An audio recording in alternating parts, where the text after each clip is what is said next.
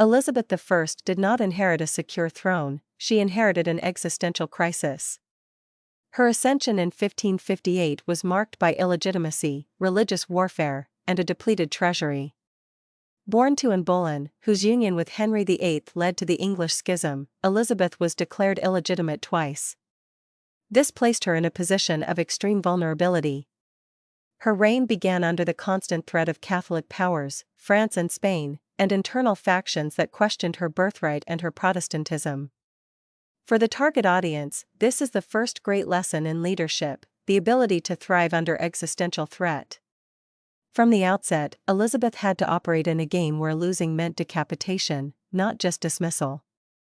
Her youth was a rigorous training ground. She survived imprisonment in the Tower of London by her sister, Mary I, and learned the art of strategic ambiguity and political silence. She knew that the smallest declaration of loyalty or belief could be used to overthrow her. The greatest pressure Elizabeth faced was the universal expectation that she would marry and produce an heir. For her advisors and Parliament, marriage was the only viable solution for dynastic stability. Elizabeth's non-marriage was not a whim, but her first and most crucial strategic maneuver. If she married an English nobleman, she risked plunging the nation into civil wars between rival families. If she married a foreign prince, Spanish, French, or Austrian, she would hand over England's sovereignty and foreign policy to her husband and his nation, completely subverting her authority. What was seen by her advisors as a failing, her spinsterhood, she transformed into the centerpiece of her political brand. She channeled the religious devotion that people usually gave to the Virgin Mary onto her own figure, creating the persona of the Virgin Queen, or Gloriana, a queen married to her nation. Elizabeth's strategy for transforming renunciation into power is a manual for female leadership in a patriarchy. She utilized her hand as the most valuable bargaining chip in Europe. For decades, she kept marriage negotiations open, using them as an incredibly effective diplomatic tool. As foreign princes competed for her hand, they were obliged to maintain good relations with England, delaying or mitigating threats. From each suitor, she extracted commercial, military, or political concessions, and only then, at the precise strategic moment, did she postpone the decision. Marriage became a cost-free instrument of foreign policy, a way to secure peace without making permanent alliances that could compromise English sovereignty. Her focus was not on personal satisfaction, it was on state stability. She demonstrated the ability to renounce immediate personal satisfaction, marriage and children, for the sake of a superior and lasting political goal, teaching that focus is the greatest source of power.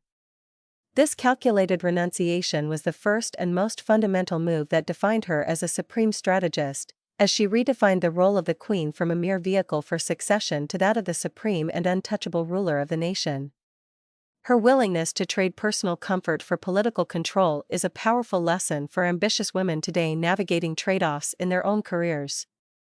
After solidifying her brand as the Virgin Queen, Elizabeth I's strategy shifted to the internal sphere, where she faced the challenge of governing a nation deeply divided by the Protestant Reformation.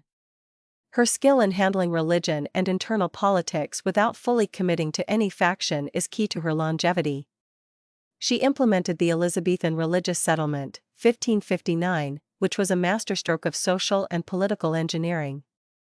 Officially, the Church of England was restored under Protestantism, with Elizabeth as supreme governor, but she allowed liturgy and ecclesiastical vestments to retain Catholic elements. The famous quote, "I have no desire to make windows into men's souls," perfectly encapsulates her strategy of pragmatic tolerance.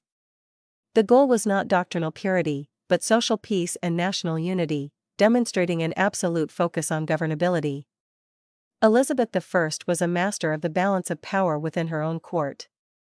She intentionally employed advisors from rival factions, such as William Cecil, a Protestant, and Robert Dudley, a Puritan/ambitious courtier, and placed them in open competition for her favor. This competition was a deliberate strategy to ensure that no single advisor became powerful enough to challenge her, and that she received diverse and contrasting information. This technique, while it could generate animosity at court, was the engine of her autonomy. She acted as the final arbiter, making everyone dependent on her for success and power, exercising personal control ruthlessly. Her determination was tested to the extreme by the presence of Mary, Queen of Scots.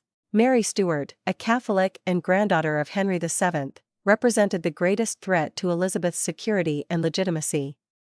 The 19-year drama of Mary Stuart's captivity under Elizabeth is a case study in calculated strategic paralysis. Elizabeth avoided executing Mary for nearly 2 decades. Why? Because Mary served as a strategic asset while she was alive. She served as a convenient focal point for internal Catholic dissent and Spanish invasion plans. Had Mary been executed too early, it might have immediately provoked a war and provided Catholics with a martyr.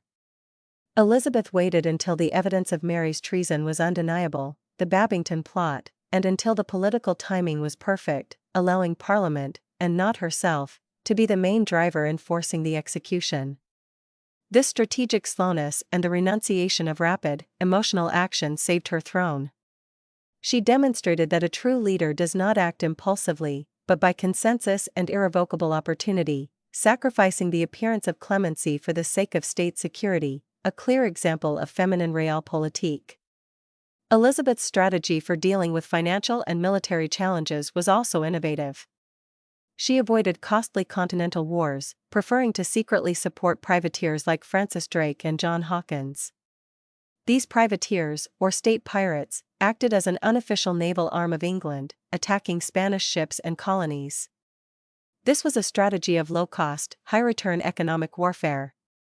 Elizabeth could officially deny any involvement, maintaining the appearance of peace while economically weakening her greatest rival, Spain. This indirect and decentralized approach of using entrepreneurs, pirates, to achieve national objectives is a lesson in power delegation and intelligent use of limited resources. The climax of Elizabeth I's strategy came with the threat of the Spanish Armada in 1588.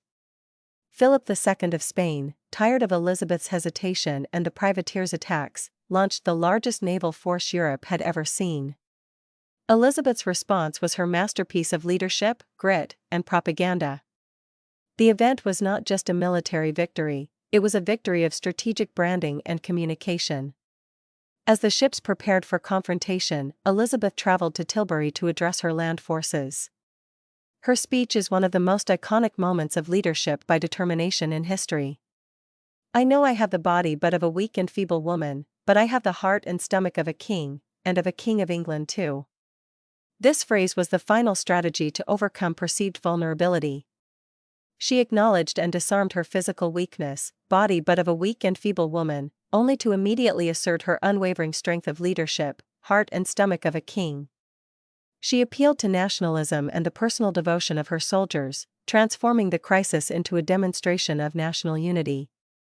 Her personal presence on the battlefield, dressed in armor, was an act of political theater calculated to inspire loyalty and prove that she did not hide behind her generals. England's victory over the Armada, aided by storms and the superior tactics of the faster, more maneuverable English ships, permanently solidified the Virgin Queen's brand as the savior of the nation and God's chosen leader. The triumph was not just military, it was the final validation of her non-marriage strategy, as it proved that England did not need a foreign king to defend itself. This victory allowed Elizabeth to invest in art, exploration, and trade, ushering in the English Golden Age, the zenith of her achievements. Elizabeth I managed to hold the crown for 44 years, something unprecedented for a woman in her position, largely because she never allowed her feminine identity to be a political weakness. She used the ambiguity of the Virgin Queen to get the best of both worlds. She was loved as the mother and wife of the nation, the feminine role, but she governed with the absolute and unquestionable authority of a king, the masculine role. She renounced marital love and motherhood, but gained in return political supremacy and the legacy of having laid the foundation of the British Empire. Her story is a testament to the grit, focus, and capacity of a woman to rewrite the rules of power, teaching that true strength lies in knowing exactly what to sacrifice to achieve the ultimate victory. She was the queen who transformed the threat of weakness into a political weapon, ensuring that her reign would be remembered not for whom she married, but for who she was.